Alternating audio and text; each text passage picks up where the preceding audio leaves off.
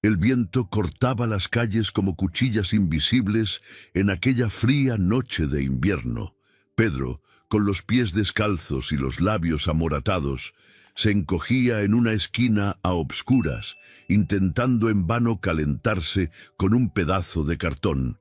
Sus ojos, grandes y atentos, observaban las luces de lejanas casas, ventanas encendidas, llenas de calor y vida que no le pertenecían. Su estómago rugía fuerte, como si gritara pidiendo auxilio. Desde hace 2 días no comía nada más que un trozo de pan mohoso que encontró cerca de una panadería. Estaba exhausto, hambriento, y la desesperación lo llevó a hacer algo que jamás había hecho: pedir ayuda en una colonia de mantos altos. Caminó entre portones de herrería ornamentada y jardines silenciosos hasta detenerse frente a la casa más grande que había visto en su vida. Alta, imponente, con ventanales oscuros y una puerta doble de madera labrada. El sitio parecía abandonado, pero en el piso de arriba había una luz encendida. Pedro vaciló. Sus dedos temblaban al apretar el timbre. Al otro lado, Ricardo estaba sentado en un sillón de piel, con una copa de vino olvidada en la mano. Sus ojos, hundidos y vidriosos, miraban la chimenea encendida, aunque él no veía nada. Desde la muerte de Lucas, su único hijo, la mansión se había convertido en un mausoleo. Patricia, su esposa, deambulaba por los pasillos como un espectro, fría, distante, amarga, y él apenas existía. El sonido del timbre lo sacó de su letargo. Se incorporó con lentitud, como si sus huesos pesaran el doble. Abrió la puerta con cautela, esperando encontrar a un repartidor o un error de domicilio. Pero lo que vio fue a un niño flaco, acurrucado en el umbral, con la mirada fija en él. —¿Me das un poco de comida? —murmuró Pedro, con la voz quebrada por la vergüenza y la esperanza. Ricardo se quedó inmóvil, sin reacción. La imagen de aquel niño sucio, de rostro pálido y cabello enmarañado, le provocó un dolor extraño. Algo palpitó en su pecho, un vacío familiar. —Por favor, solo un trozo de pan —insistió el niño, bajando la vista. Ricardo dio un paso atrás. Podría simplemente cerrar la puerta, podría llamar a la seguridad, pero en lugar de eso hizo lo impensable. —¡Pasa, rápido, antes de que te congeles más! Pedro dudó. Luego cruzó el umbral como quien atraviesa un portal a otro mundo. El calor de la casa lo envolvió y sus ojos se abrieron de par en par. Era como estar dentro de un sueño. Alfombras gruesas, muebles antiguos, cuadros enormes en las paredes. Antes de que pudiera articular palabra, una voz cortante resonó desde la cima de la escalera. —¿Qué es esto, Ricardo? Patricia bajaba con una bata de seda y el ceño fruncido. Sus ojos se fijaron en el niño como si fuera una plaga que invadía su santuario. —Solo quería algo de comer —respondió Ricardo, con voz tranquila pero decidida. —Y lo trajiste aquí, un niño de la calle. ¿Y si resulta ser un ladrón? Tiene hambre, Patricia, nada más. Ella cruzó los brazos, incrédula. Esta casa no es un orfanato. Estás vulnerable, emocionalmente destrozado, y este crío podría ser un aprovechado. Pedro no entendía todas las palabras, pero el tono de la mujer era inequívoco. Bajó la mirada, apenado, y dio un paso atrás. —Yo me voy, perdón —dijo volteando los talones. —No —interrumpió Ricardo con voz firme—, no vas a ir a ningún lado por ahora. Patricia lo miró como si ya no lo reconociera. Había algo distinto en Ricardo, una chispa, un soplo de vida. Ricardo condujo a Pedro hasta la cocina, calientita, con una larga encimera de mármol, donde sirvió un plato de sopa caliente y rebanadas de pan fresco. Pedro comió despacio, como si estuviera ante un banquete real. —¿Cómo te llamas? —preguntó Ricardo, sin apartar la mirada del niño. —Pedro, solo Pedro. —¿Y tus papás? Pedro tragó saliva. —Mi mamá murió. A mi papá no lo conocí. Se hizo un silencio denso. Ricardo observó al niño como intentando ver más allá de la piel y los ojos. Algo en él lo inquietaba, algo familiar, la forma en que fruncía el ceño, cómo sostenía la cuchara. Era increíble, pero se le hacía muy parecido a alguien. Desde la puerta, Patricia miraba en silencio. Ya no había rabia en sus ojos, sino un miedo sordo. Sabía lo que esa noche podía desencadenar. Sabía que la llegada de aquel niño podría significar el fin de todo lo que aún quedaba intacto. Pedro, sin saberlo, ya había cruzado una línea, y nada volvería a ser igual. La luz del sol de la mañana se filtraba entre las cortinas pesadas de la mansión, esparciendo rayos sobre los muebles antiguos. Pedro despertó en una de las habitaciones de huéspedes, recostado entre sábanas que se sentían como nubes. Por primera vez en mucho tiempo, había dormido sin miedo, sin el claxon de los coches, ni pasos apresurados de desconocidos en las aceras. Ese silencio era nuevo y aterrador. Se incorporó despacio, descalzo, examinando el entorno como quien teme romper algo solo con existir ahí. Caminó hasta el baño, donde el agua caliente lo envolvió como un abrazo largamente negado. Se puso la ropa limpia que habían dejado sobre la cama, una camiseta y unos pantalones anchos, pero cómodos. En la cocina, Ricardo ya lo esperaba con una taza de café en la mano. Observaba al niño en silencio, evaluando cada gesto y cada palabra, dicha o no dicha. ¿Dormiste bien?, preguntó, intentando sonar natural. Muy bien, asintió Pedro. Nunca había dormido en una cama tan suave.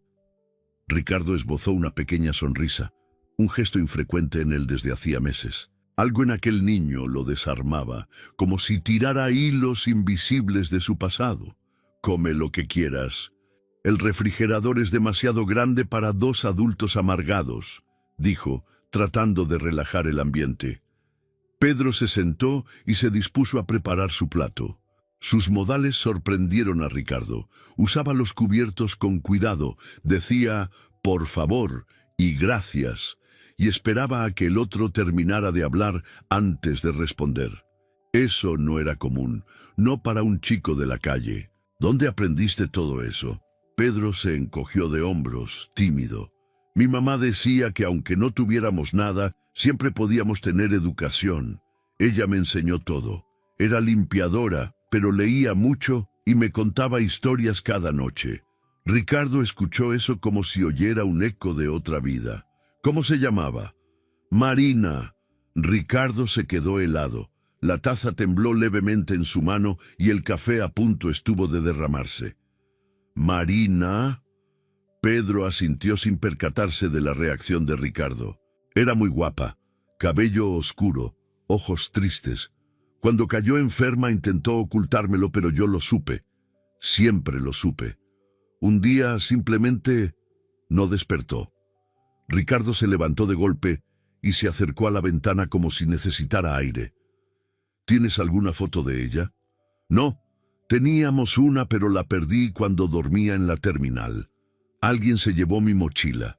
Ricardo no contestó. El nombre Marina no salía de su mente. Marina, su gran amor de juventud, la mujer por la que casi renunció a todo y luego desapareció sin dejar rastro. Recordaba la risa, las cartas perfumadas de lavanda, los secretos susurrados bajo la luna. Y ahora, ante él, estaba un niño con esos mismos ojos. Antes de que profundizara más en el recuerdo, la puerta principal se abrió de golpe. ¡Ricardo! La voz grave de Daniel, su hermano mayor, rasgó el ambiente como una cuchilla. Entró al vestíbulo con pasos firmes, vestido con un traje impecable y una expresión de reproche. Me enteré de que andas recogiendo mendigos ahora. Ricardo lo miró, molesto. Se llama Pedro. Ah, Pedro. Se dirigió al chico, que se encogió. Escucha, mocoso, esto no es un refugio. Tuviste suerte de topar con mi hermano en un arrebato. Daniel, basta, interrumpió Ricardo. Él se queda aquí, por ahora. ¿Por ahora? Ricardo, estás mal de la cabeza. Hace 3 meses perdiste a tu hijo. Estás vulnerable y este chamaco puede ser un aprovechado. Ricardo se acercó con calma tensa. Ya no mandarás en mi vida, Daniel, y ni sueñes con faltar al respeto a este niño, ni hoy ni nunca. Daniel respiró hondo, dio un paso atrás y murmurando que aquello no terminaría bien, salió de la casa dando un portazo. El silencio volvió a reinar, pesado. Ricardo se sentó de nuevo, frotándose las sienes. Pedro permanecía inmóvil, observando todo con atención, sin entenderlo todo, pero dándose cuenta de que en esa casa había mucho más de lo que parecía. Más tarde, al atardecer, Ricardo llevó a Pedro al jardín trasero. Le mostró un banco de piedra bajo un árbol que aún conservaba algunos adornos navideños.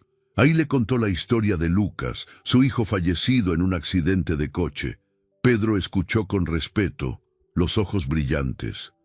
«Sé lo que es perder a alguien a quien amas», dijo en voz baja. Ricardo lo miró y, en ese instante, dejó de ver a un chico de la calle. Vio un espejo, vio dolor, pérdida, la misma soledad. La duda empezó a crecer en su interior, como una semilla a punto de romper la tierra. ¿Quién era realmente ese muchacho? ¿Y por qué sentía que Pedro había tocado esa puerta por algo más grande que el simple azar?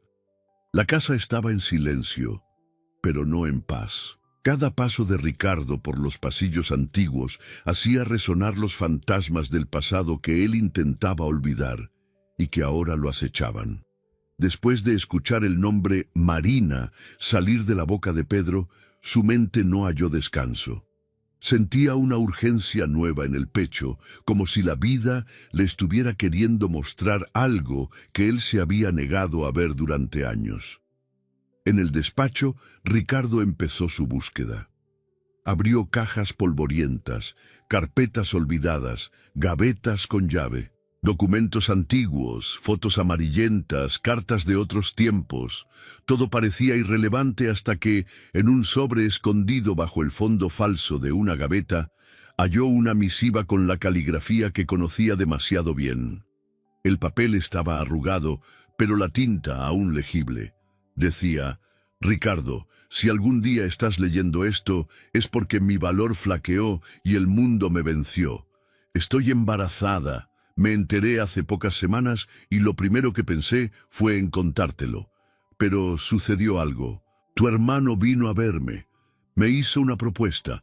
Dijo que yo destruiría tu vida, que te traería vergüenza, que en realidad no me querías. Me pagó para desaparecer. Y en el fondo creí que quizá fuera lo mejor. No tenía nada que ofrecerte, solo mi amor. Y tal vez eso nunca fue suficiente». Las manos de Ricardo temblaban. El nombre de Daniel, la mención a un pago y el embarazo. Era real. Marina había estado embarazada. Y el hijo era Pedro. Sin perder tiempo, tomó el teléfono. Llamó a su abogado y exigió absoluta discreción. Quería un examen de ADN. Necesitaba la verdad, fuera dolorosa como fuera. En la sala de estar, Patricia observaba a Pedro armar un rompecabezas antiguo. Aún no sabía qué pensar de aquel muchacho. Su presencia despertaba en ella emociones encontradas, celos, tristeza y algo muy parecido a la ternura. «¿Te gusta armar esto?», preguntó intentando sonar amable. «Sí», respondió Pedro con mirada atenta. «Mi mamá decía que es bueno para la mente, que cada pieza tiene su lugar, aunque a veces parezca que no encaja». Patricia no contestó, pero aquellas palabras la incomodaron. Era como si el niño hablara de ella, de su propia familia. Más tarde subió al cuarto y encontró a Ricardo sentado, exhausto, frente a una montaña de papeles. «Parezco un detective», le dijo ella con los brazos cruzados. Ricardo no alzó la vista. «Quizá necesite serlo. ¿De verdad estás obsesionado con esta historia de Marina? ¿Crees que este niño es tu hijo? Por fin lo miró a los ojos. No lo sé con certeza, pero hay señales. La carta lo dice todo. Un embarazo, un distanciamiento forzado y el nombre de Daniel. Patricia soltó una risa sin alegría. Claro, ahora tu hermano es el villano. No sabes de lo que es capaz, replicó Ricardo. Y tú no sabes lo que haces, Ricardo. Estás intentando reemplazar a Lucas, pero no lo lograrás. Nadie ocupará su lugar. Nadie. Ricardo se levantó despacio. No quiero reemplazar a mi hijo, Patricia, pero ¿y si Pedro también es mi hijo? ¿Qué esperas que haga? ¿Que lo mande lejos? Ella guardó silencio, salió del cuarto y se llevó consigo el dolor que la corroía. Mientras tanto, al otro lado de la ciudad, Daniel se reunía con un viejo conocido, un abogado inescrupuloso, especialista en neutralizar escándalos. Necesito que investigues a este muchacho, dijo Daniel con frialdad. Averigua de dónde vino, dónde vivió, quién lo conoce, y si puedes, encuentra algo sucio que me sirva para sacarlo de la casa de mi hermano. Un chico de la calle siempre tiene suciedad, respondió el abogado con sonrisa torcida. Siempre. Daniel asintió, pero por dentro sentía un miedo profundo. El regreso de Marina a su memoria era peligroso. ¿Qué más podría descubrir Ricardo si hurgaba demasiado?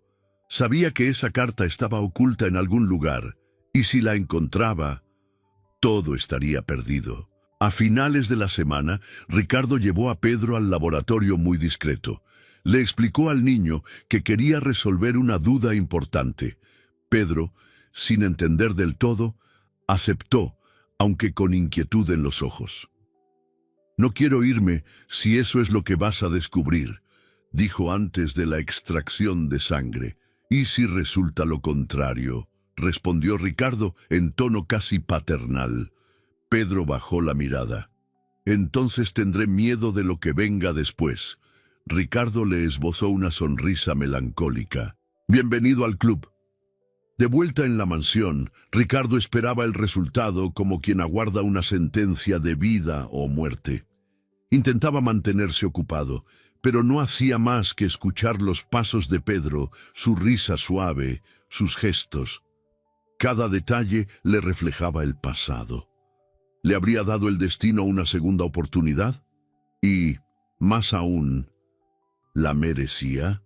El sobre marrón reposaba sobre la mesa como una bomba a punto de estallar. Ricardo lo hacía girar entre los dedos, incapaz de abrirlo de inmediato. El silencio de la casa era denso, como si los propios muebles supieran la gravedad del momento. Pedro estaba en el jardín, pateando piedritas e inventando juegos en solitario como siempre. El niño parecía ligero, sin idea de que su vida estaba a punto de cambiar para siempre. Con un suspiro, Ricardo rompió el sello del sobre. Sus ojos recorrieron las líneas técnicas del examen de ADN hasta detenerse en la frase final, en negritas, compatibilidad genética de 99,98%. Parentesco, padre biológico. El impacto fue inmediato. Ricardo se recostó en la silla con los ojos vidriosos. Marina no había mentido. El hijo que él pensó nunca haber tenido estaba allí, vivo, durmiendo bajo su techo, llamándolo Señor, sobreviviendo con el coraje de un niño que jamás conoció el abrazo de un padre. Una avalancha de sentimientos lo invadió. Culpa por no haber estado presente, alivio por haberlo encontrado antes de que fuera demasiado tarde, y una alegría silenciosa, frágil como un rayo de sol tras semanas de tormenta. En la cena de esa noche, Ricardo invitó a Pedro a sentarse con él a la mesa donde antes solo reinaba el silencio. «Pedro, hay algo que necesito contarte», comenzó, con voz tranquila pero firme. Pedro lo miró, desconfiado. «¿Es sobre ese examen?» Ricardo asintió. «Ya llegaron los resultados. Y son positivos. Eres mi hijo biológico, Pedro». El niño dejó caer el tenedor con un chasquido. ¿Cómo es posible? Tu madre, Marina, y yo tuvimos algo en el pasado. Yo no supe que ella estaba embarazada. Alguien la apartó de mi vida, y ahora tú estás aquí. Pedro guardó silencio. Miró sus propias manos, las manos de un niño de la calle que, de pronto, heredaba una mansión, un hijo olvidado, un secreto revelado. Entonces, ¿soy un error?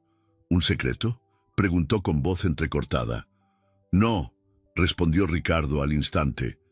Eres un regalo, aunque la vida se haya demorado en entregártelo.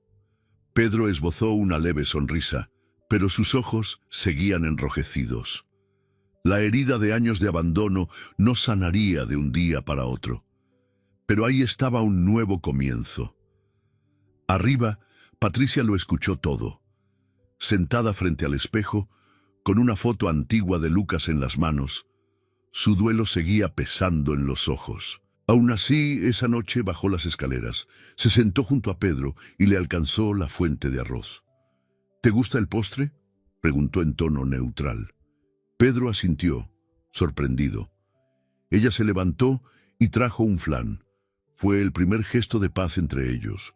Frágil, sutil, pero real. Al día siguiente, Daniel irrumpió en el despacho de Ricardo como un huracán. ¿Así que esto es todo? ¿Ahora aceptas a un niño de la calle como si nada hubiera pasado? Ricardo mantuvo la calma.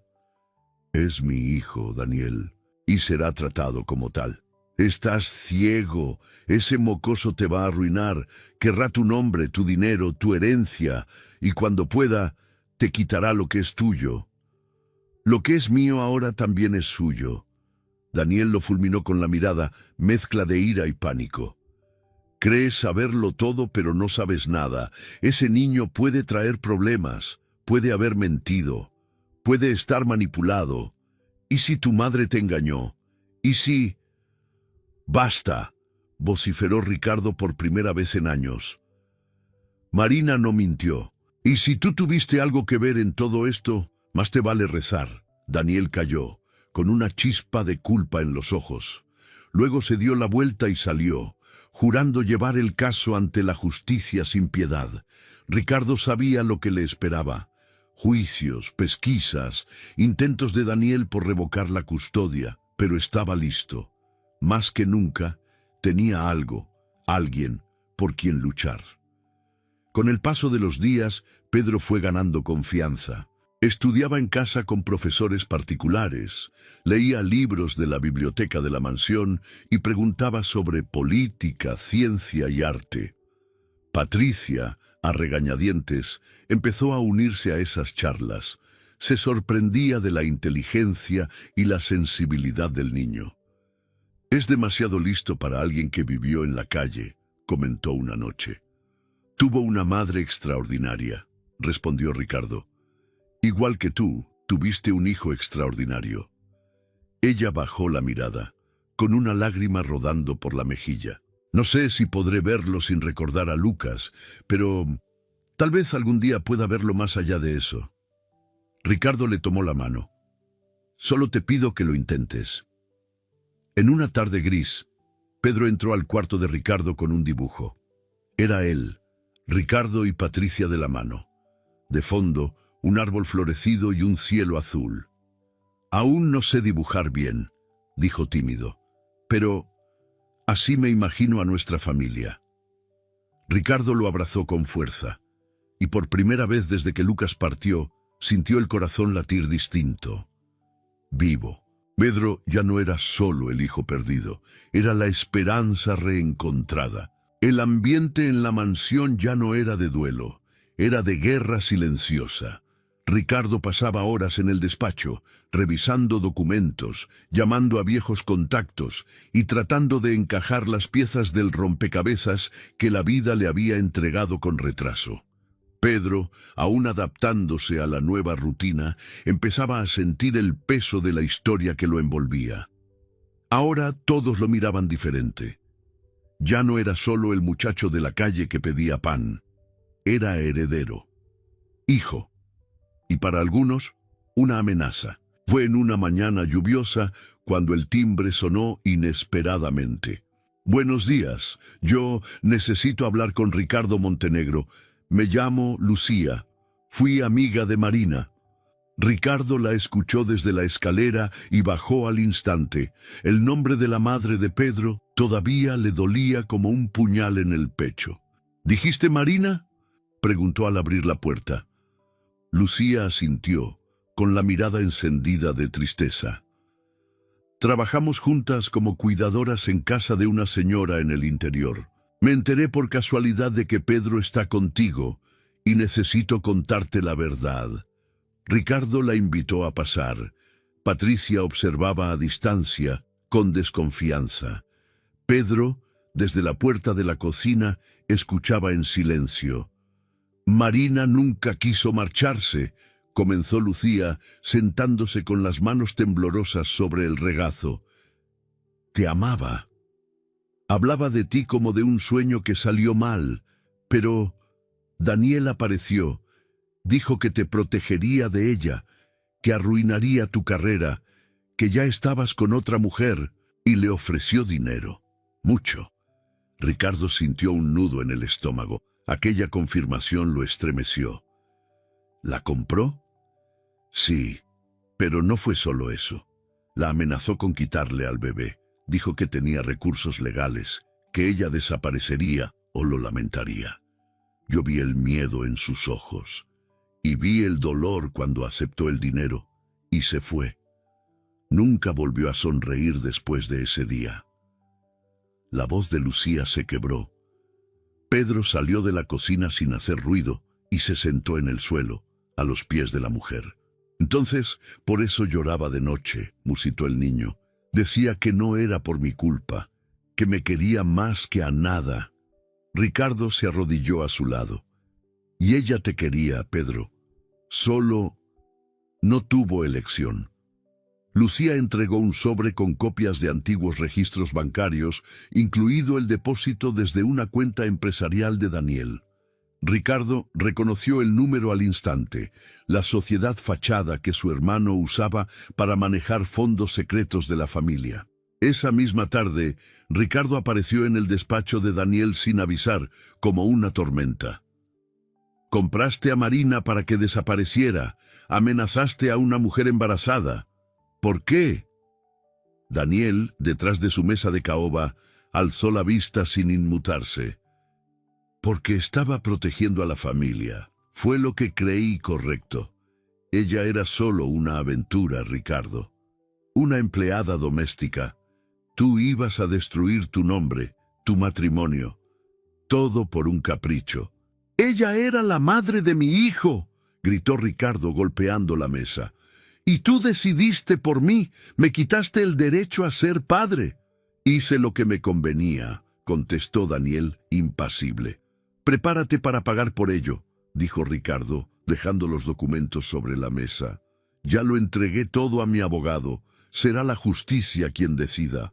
Las semanas siguientes fueron caóticas. El trámite de custodia que inició Ricardo desató una batalla legal. Daniel contraatacó con un proceso de tutela impugnada, alegando que Ricardo estaba emocionalmente inestable desde la muerte de Lucas y, por tanto, incapaz de cuidar a otro hijo. Pero el mundo afuera empezó a prestarle atención. Un reportero local publicó un artículo discreto. Millonario busca adoptar a niño de la calle. Oportunidad de amor o golpe emocional. Días después, un sitio sensacionalista explotó el escándalo. Hijo perdido, ADN confirmado y un hermano saboteador. Drama en los Montenegro. Los paparazzi regresaron a acampar en los alrededores de la mansión con micrófonos, cámaras y flashes. La vida privada de la familia se convirtió en telenovela nacional. Patricia estalló. «Esto va a destruir nuestra reputación», vociferó, encerrándose en su cuarto. «Tal vez merecemos caer para volver a levantarnos», respondió Ricardo extenuado. Pero en él ardía una llama, una determinación nueva. Lucharía hasta el final. En medio del caos, Pedro buscaba sentido. se mostraba más callado, más introspectivo. Pero por la noche seguía pidiendo historias, seguía acurrucándose tímido junto a Patricia. Todavía tenía esperanza. «¿Me van a quitar de tu lado?», preguntó una noche. «Nadie podrá alejarte de mí», contestó Ricardo con voz firme. «Ni la justicia, ni el mundo». Pedro apoyó la cabeza en su hombro. Allí se quedó, hasta quedarse dormido. El tribunal estaba lleno. La prensa ocupaba cada rincón disponible, con cámaras apuntando a la entrada principal. Abogados caminaban con pasos medidos, los rostros tensos. El caso Montenegro se había convertido en noticia nacional. No se trataba solo de la custodia de un niño, era una lucha de poder, secretos familiares y una batalla entre hermanos marcada por décadas de control y silencio. Ricardo llegó en traje oscuro, sobrio pero decidido. Pedro, a su lado, vestía un saco prestado, varias tallas más grande, y sus ojos reflejaban el peso del mundo. Daniel apareció rodeado de su equipo legal, confiado, con la expresión de quien ya sabe cómo terminará la historia. Pero no lo sabía. Durante el juicio, la defensa de Daniel intentó retratar a Ricardo como un hombre emocionalmente inestable, frágil desde la pérdida de Lucas y propenso a decisiones impulsivas. Mostraron fotos de Pedro en la calle, trataron de vincularlo a pequeños hurtos, pero las pruebas eran débiles y basadas en suposiciones. La réplica de Ricardo fue precisa e implacable. Su abogado presentó la carta de Marina, los registros bancarios del pago que hizo Daniel, los testimonios de Lucía y correos electrónicos recuperados que demostraban la interferencia deliberada de su hermano. Daniel empezó a perder la compostura. Su porte altivo se derrumbó a medida que los documentos se acumulaban. El juez, serio y atento, escuchó todo con paciencia y mirada crítica. Cuando llamaron a Pedro a declarar, la sala guardó silencio. El niño avanzó al estrado con paso vacilante, miró al juez y respiró hondo. «Yo no quiero su dinero, solo quería un lugar, un nombre, y él me lo dio», dijo, señalando a Ricardo. «Nunca me dijeron que era su hijo, pero lo sentí. Lo sentí cuando me abrazó, como si yo ya formara parte de su vida. Ya no quiero huir». Las palabras de Pedro calaron hondo. El juez hizo una pausa larga antes de dictar sentencia. «Con base en las pruebas presentadas y en el bienestar del menor, concedo la custodia definitiva de Pedro a Ricardo Montenegro. El nombre legal del niño será cambiado a Pedro Montenegro». La sala estalló en murmullos y algunos aplausos contenidos. Daniel no pronunció palabra. Simplemente bajó la cabeza, como quien entiende que ha perdido más que un pleito, la memoria misma de su familia. Días después, la mansión lucía distinta. Los pasillos, antes sumidos en sombras, ahora tenían ventanas abiertas y risas resonando. Pedro corría con los perros en el jardín, aprendía piano con la antigua institutriz y ayudaba al jardinero a plantar flores. Era como si la casa volviera a respirar, pero había una presencia que languidecía en silencio.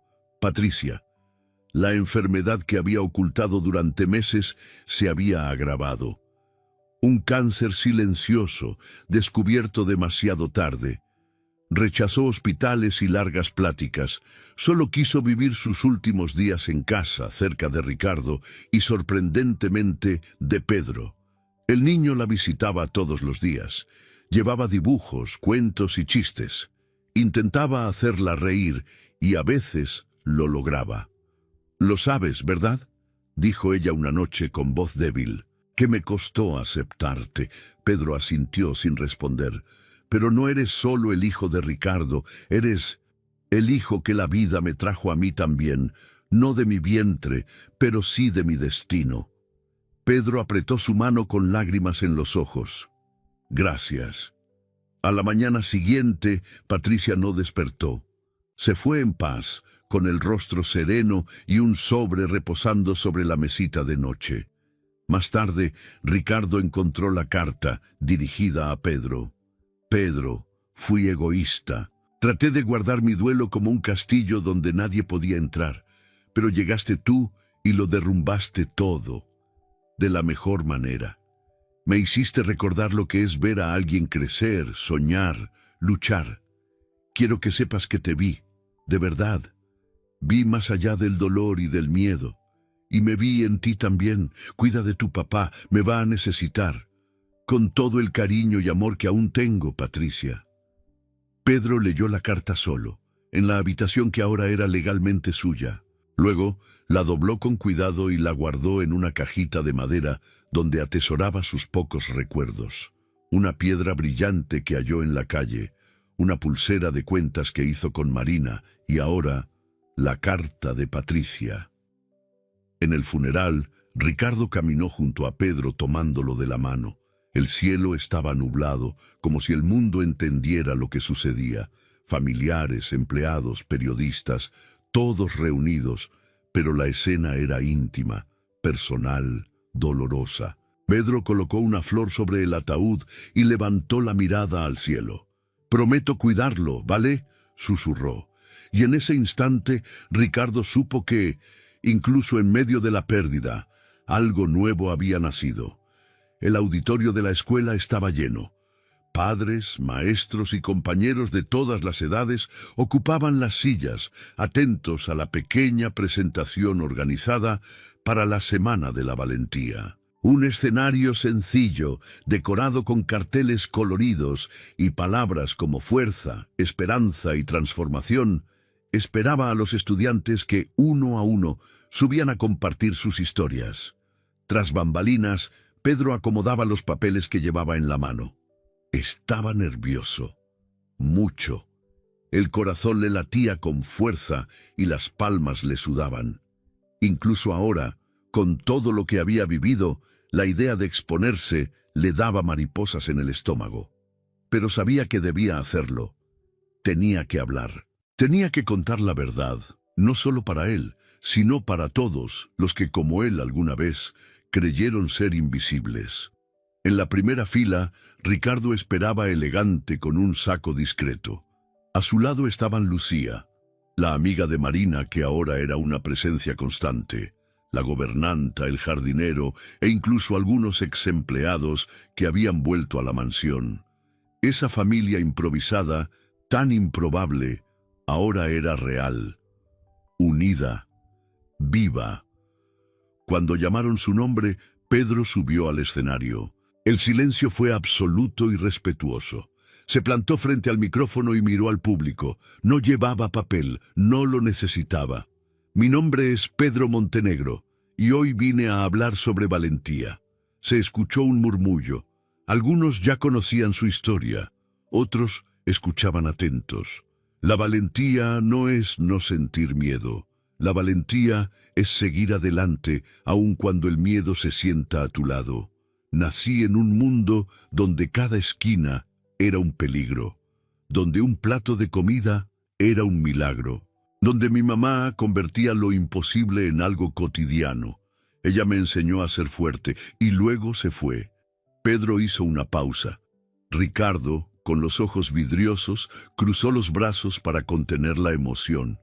Viví en las calles, dormí en bancas, en terminales. Mucha gente me ignoró, pero un día, por razones que solo el destino conoce, toqué la puerta de una casa. Pedí un pedazo de pan y encontré a mi papá. Algunos en la audiencia abrieron los ojos, otros ya derramaban lágrimas silenciosas. Yo no sabía que era mi papá, y él tampoco sabía que yo era su hijo, pero el corazón lo supo. Fue difícil, hubo peleas, hubo dolor, pero también hubo amor, mucho amor, de él, de la mujer que me enseñó que la familia también puede elegirse, de la gente que trabaja con nosotros, vive con nosotros y sufre con nosotros. Esbozó una sonrisa serena. Perdí mucho, pero gané más, porque la valentía es eso, creer que el dolor no es el final de la historia, que uno puede florecer incluso en el concreto más duro.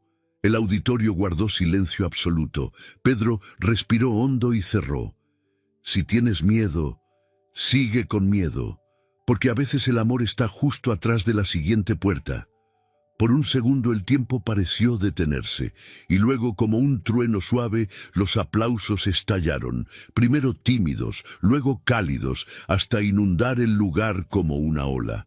Ricardo se puso de pie y aplaudió con fuerza, los ojos enrojecidos pero llenos de orgullo. Pedro bajó del escenario y corrió hacia él, abrazándolo con fuerza. Ricardo lo envolvió entre sus brazos como protegiéndolo del mundo entero. «Te amo, hijo», susurró al oído de Pedro.